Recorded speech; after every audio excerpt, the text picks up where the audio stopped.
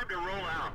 Hello and welcome to ReginaldESQ. I'm Underhook and this is two games I have for you in the FV207 Tier 8 British Artillery SPG. The idea with this Kickass Games section of my site is to give you just games in tanks, that good games in particular tanks, so that if you're struggling with a particular tank you can have a look at the Kickass game section and just maybe get some ideas of how to crash into a brick wall. I thought they would break. With artillery, for example, you might think, well, what's a good position to put this on various maps and stuff? So from that point of view, also it's a game with commentary, so you can see what I'm thinking when I'm doing what I'm doing, and you might think, okay, that's a good idea, or you might think this guy doesn't know what he's doing, that's a bad idea, I would do this instead, or whatever. Now the reason I've gone to this corner, I haven't gone to this corner on this map before, but I've found often the heavy tanks go to town and I can't get shots on them because the buildings are in the way.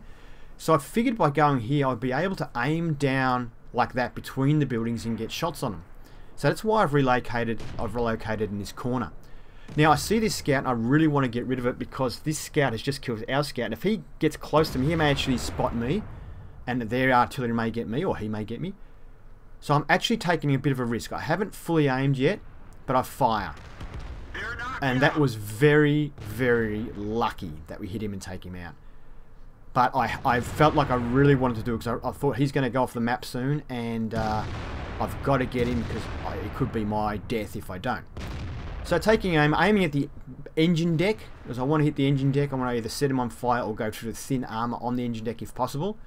Although 671 metres is short range for this gun, so because the gun has a 1400 metre range, so the gun arc means I'll probably hit the side, not the top, because this gun doesn't have, well, yeah. Alright, so I was going to aim at the blind shot, but I decided to move for a shot I can actually see. That was close. The shot falls short. Didn't do any hit point damage, but I think we probably did a bit of track damage, but it wasn't enough to actually track him. Type 61 would be a great target to hit after I move off the 230 already. I'm going to go for the 61 because I have a chance with the thin Japanese armor of actually obliterating the tank in one shot. If we can get the rear or the engine deck, and that's what we're aiming for now. I'll let the shell go. He moves back. 314 is pretty low for a Type 61, so I'd say we'll hit him in the tracks, and his tracks absorbed most of the damage. Even though the FV207 is a pretty low damage gun, that still should have really smashed him.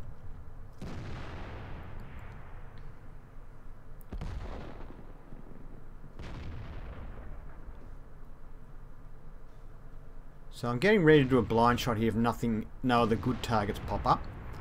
And then I think I'll wait a while, see if it appears. If it doesn't appear, so I'll let the shell go. And we can see that the shell actually hit him, it went in. I think he backed up a little bit and the shell went straight into him. Probably when he's back, so I'd say that would have done a fair bit of damage to him. Alright, Lorraine is another great tank to hit with artillery because the armor's pretty thin. And it's a tier 9 medium. It does have a lot of hit points, although he lost a few in the ram. Okay, so he's moving. I'm going to lead him. It's not very long range for this, so I don't lead it by too much. And we get a good hit. I'd say actually that missed and hit just next to him. Because 387, once again, that tank from behind should have pretty much obliterated it. So I'd say that we just missed. But still did good to do anything really with a moving tank like that. It's a pretty fast tank. Does about 50. T29. So Chris Engel, one of the viewers, has been helping me out and saying, telling me why I should aim past the tank. In that case I did aim past the tank because it was moving forward and backwards. So you see a lot of top arty players, they don't actually aim at the tank they're shooting at. They aim just next to it or just past it. So that their shell will actually still pass through the tank, getting to it, because the tank is obviously higher than the ground they're aiming at. And I'd seen top players do it, and I had a lot of luck with it. And Chris Engel filled me on why they do it, because I don't really know why. So the reason that it's done is to, if I, for example, I'm aiming at the turret of the tank, and that tank suddenly moves backwards a little bit, and then I end up on the engine deck when I fire, my gun has to, will adjust its height slightly, to adjust for the difference in height of what it's now aiming at. And that means that you're firing when your gun is moving and you lose a lot of accuracy. Same thing if I'm even on the engine deck. Like say I'm aiming at this tank and it suddenly moves. And then all of a sudden I'm aiming at the ground. Suddenly my gun has to adjust height and I lose a lot of accuracy once again. I fire there at the rear engine deck. But we hit his track. So minor damage. Yeah, so that's the idea of it. I have just found though with this tank, when I do it, it tends to overshoot. Instead of it landing just past it, it goes way past. And because this particular gun on the FV207 has very small splash radius, it only has, I think it's 3.6 meter splash radius, it tends to do no damage at all. So here I'm actually aiming just past the tank. And you can see there exactly what I said happened. We overshot. That seems to happen a lot. So, yeah, I tend now to just aim right smack on their engine deck if I can, or that's if I've got a side shot like this. So, he's disappeared. Just looking to maybe get this T30. No. We'll go back to the lowy again.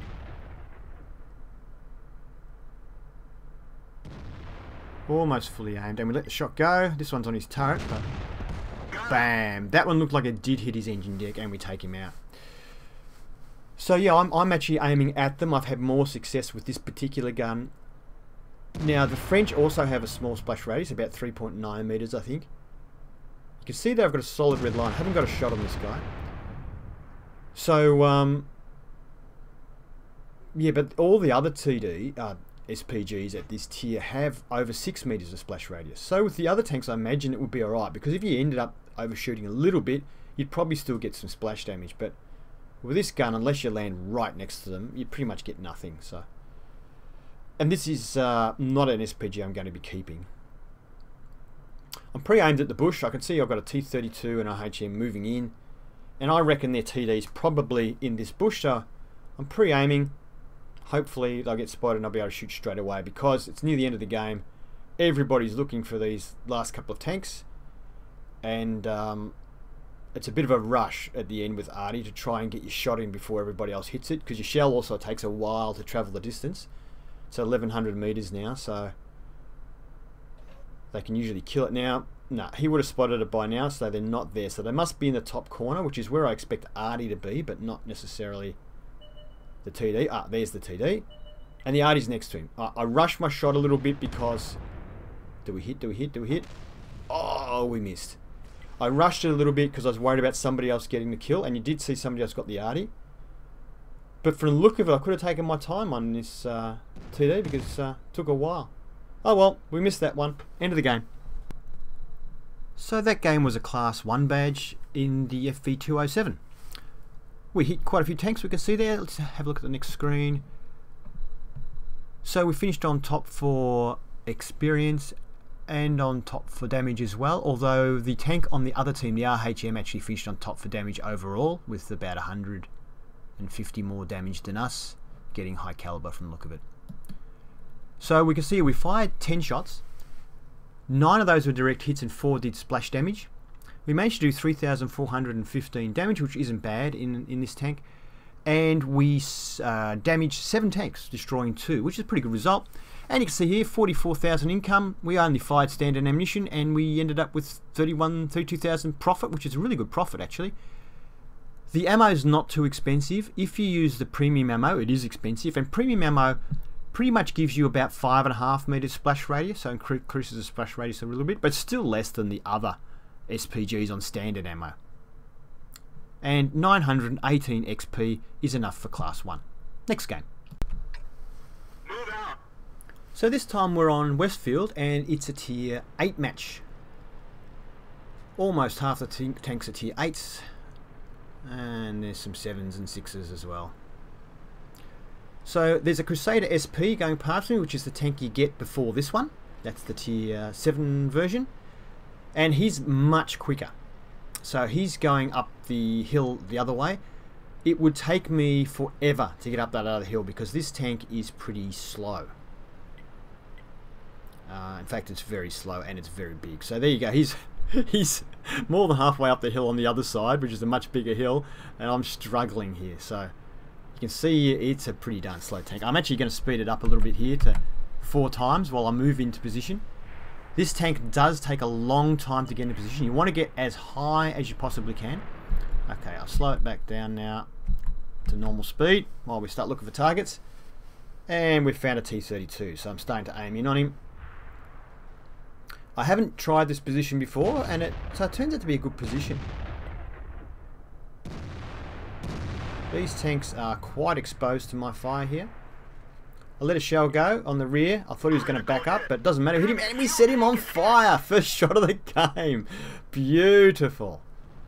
This is not a high damaging arty. Normally, with this, the Top Gun, average damage when shooting at a normal sort of heavy tank like these two tanks is around the 500 to 550 mark. That's not a high damaging arty gun with a direct hit. If you hit a sort of a light tank or a medium tank in the back or the top engine deck, you can do your full damage around 1200, 1300, something like that.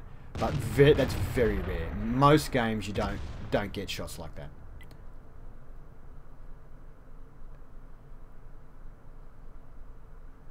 So just working these guys over, because the two tanks we've got down here, the Tiger 1 is a lower tier. That's only a tier 7, and these guys are both, I think, tier 8s. So I'm trying to keep them alive against this bigger tank. I fire there, but bad timing. He went over the hill. Like, now would have been a great time to fire because he was tracked. Actually, looks like he just used a repair kit, so that's good to know.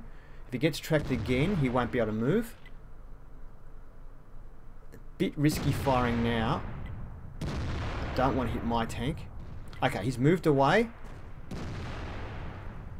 Now you can see there the arrows on top of the tank. I'm pressing the T key to let them know that I'm going to fire at this tank. I let the shell go, but it's too late.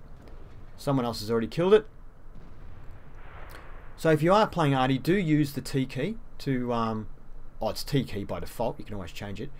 Just to let people know you're firing, especially if you have tanks close by. Because you don't want them going up and deciding to do a ram just as you fire, because you'll do a team kill.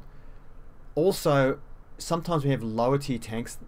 They're worried, you know, like they don't want to have to go up against the tank, but they might feel they have no choice. I'm aiming on this KV1S. Now, he's disappeared off the map, but he looked like an inexperienced player. Just the way he was just sitting, he wasn't moving, he was taking shots, so I blind fire. Gotcha. And we get him. So that was a near miss because you saw the explosion, but it was enough splash damage was enough to kill him. So I must have only just missed him by about half a meter or something. AT8. Yeah, sometimes like this AT8 also looks like an inexperienced player. So if he goes off my screen, I will still fire at him. How do I know he's inexperienced? He's just sitting there. He's not firing and moving back, and he's right out in the open, like on the top of a rock. So we get that's a pretty good damage roll for the side of an AT8, or the front corner of an AT8. Yeah, so if a tank like that just sits there exchanging fire, not an experienced player, especially when you know there's arty on the map. These guys here, different story. You'll see that that guy's stopped the T-34 because he's tracked, but this KV4's moving forward, back, forward, back. He never stops. Even while he's trying to aim and turn a tank, he doesn't stop. Same with this T-34, they keep moving all the time. So if I see these guys, and then I see somebody else who's sitting still, ooh, we nail him there though.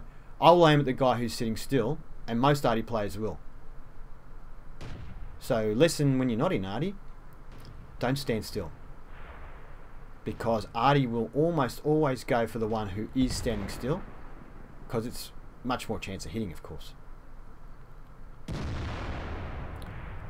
Alright, so now we've got to be very careful. I want to hit this guy. We're fully aimed. I'm waiting for, well, fully loaded. I'm waiting for it to aim. But I have to be really careful not to hit my guy. So you can see the arrows on top. I'm telling him I'm going to shoot at this tank. So like, try not to get in front of it. And I'm waiting. I fire. Oh no! My guy's moved in line. Oh! Wow, was I lucky there. I almost got a team kill. Like when I fired, it looked alright, and then my team tank moved right in front of my line of fire, and somehow, I think he actually kept moving and went past it. Somehow, we just missed our tank and hit the enemy tank. That was risky. That was very risky. Now, if I had a tank with big splash radius, I probably couldn't have got away with that shot. I probably would have damaged my teammate, but with the small splash radius. Now, I'm indicating here that I want to fire. I'm indicating I'm going to fire. Then I changed mine because here's T69 coming up from behind. I think, oh, it would actually be better if I took him out. So fire at him instead, and bang, we hit him. Because he was shooting the guy in the back, so I thought he's more deadly to our guy, so that's why I went for him first. But as it turned out, our guy got killed anyway. So you can see this location was actually a pretty darn good location. There's not many spots on the map I can't hit.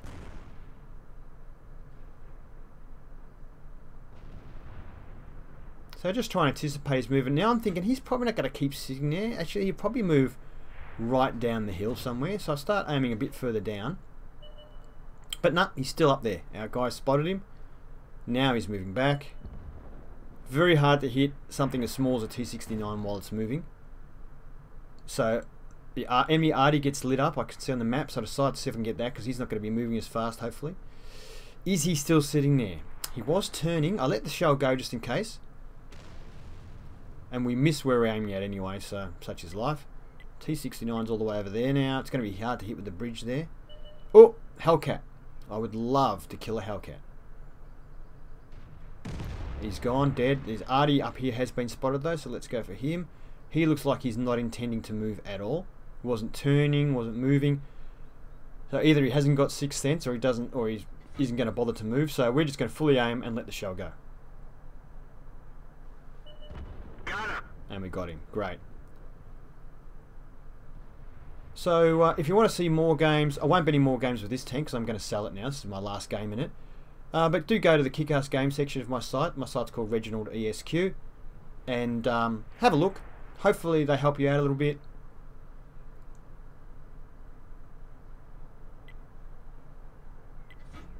Trying to pre-aim on this guy. I don't know where he's gone. I haven't really got a good shot on this spot anyway. Just 2 Artie left. Unlikely we can lose from here. Oh, that was a good shot. Someone did a blind shot and hit him. And our Artie did it. Well done. So I figure their Artie now is going to be, I reckon, hiding in that bush right there. At this stage of the game, if I was up there, that's where I'd go. Somewhere around there. If I had really good splash radius, I could risk just taking a pot shot because I'm pretty sure he's going to be in there. But with the small splash radius we have, I'm going to wait until he gets spotted. But I won't have much time to shoot because they will kill it as soon as they spot it. There he is. I don't have to move much. Let the shell go. Someone's already hit. Can we get the kill? Can we? Ah! Got killed before our shell even landed, but I think it missed anyway. It overshot. So another Class 1 game. This one we managed to get high caliber, I think because it was a Tier 8 game, so nobody else did that much more damage. You tend not to get a lot more damage in a higher tier game simply because your gun still doesn't do that much damage. Alright, so next screen. And we finished actually 3rd for XP, although we did finish 1st for damage out of everyone in the game. By a fair margin actually, at least 1,000 more than anyone else. Or about 1,000 more than anyone else. Yeah. Next screen. So we fired 12 shots, 6 direct hits, 5 were splash damage, 3,299 damage, which is not bad. The 7 damaged vehicles, 3 of them destroyed, and 726 assistance damage, so we probably tracked a few as well, which is great. And 45,000 income, and we ended up with 30,000 profit out of that. Didn't use any premium ammunition. And we can see that 936 was a Class 1. There you go. If you did enjoy it, please give it a thumbs up. If you'd like to see more of the Kickass gameplay section, please subscribe to ReginaldESQ and have fun.